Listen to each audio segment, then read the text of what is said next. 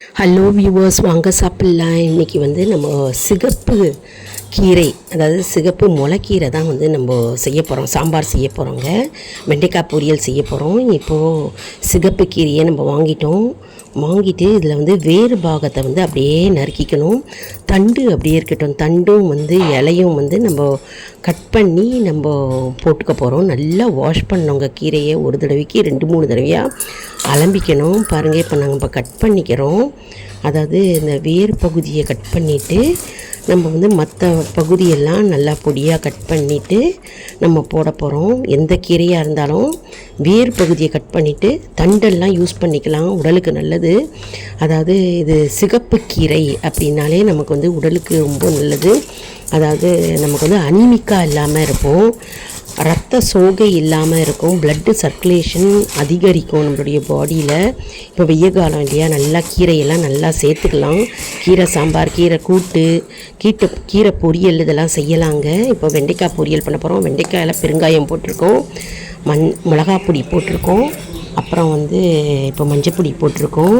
வெண்டைக்காயை இந்த மாதிரி ஸ்கொயராக நறுக்கிக்கணும். கல் உப்பு போட்டுக்கிறோம். பேச்சுலர்ஸ்க்கு ரொம்பவே யூஸ்ஃபுல்லாக இருக்கும் இந்த சமையல். நியூலி மேரிடு கப்புள்ஸ்க்கு ரொம்ப யூஸ்ஃபுல்லாக இருக்கும். இப்போ ஸ்கொயராக நறுக்கிட்டோம் இல்லையா, எல்லாமே போட்டுட்டோம். இரும்பு வாண்டியில் கடுகு, உளுத்தம்பருப்பு, மிளகாய் வற்றல் 2, கருவேப்பிலை, எண்ணெய் வந்து தாராளமாக போட்டுக்கலாம்.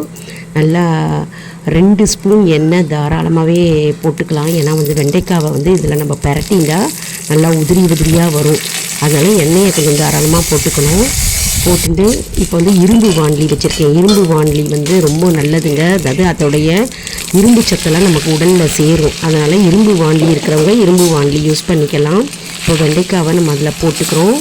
வெண்டைக்காயில் எல்லாமே போட்டுட்டோம். மிளகாப்பொடி, மஞ்சப்பொடி, பெருங்காயம் எல்லாம் போட்டுட்டோம். இப்போ லேசாக பிரட்டி கொடுத்துட்டு நம்ம வந்து ஒரு தட்டு போட்டு மூடி வைக்க போகிறோம்.